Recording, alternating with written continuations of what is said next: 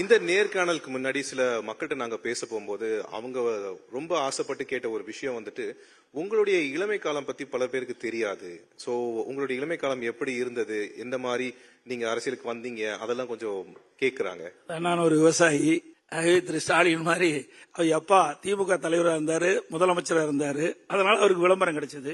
ஒரு சாதாரண விவசாய குடும்பத்தில் பிறந்தவர் ஒரு கிளைக்கழக செயலாளராக என்னுடைய பணியை துவக்கி படிப்படியா உயர்ந்து இன்றைக்கு அனைத்து இந்திய அண்ணா திராவிட முன்னேற்ற கழகத்துடைய பொதுச் செயலாளராக நான் வந்திருக்கிறேன்.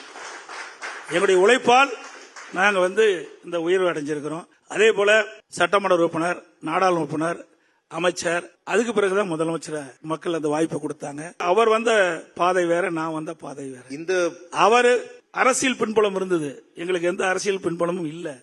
அவருக்கு பண பலம், அதிகார பலம், அரசியல் பின்புலம் இருந்து அவர் அந்த பதவியை வைத்தார்.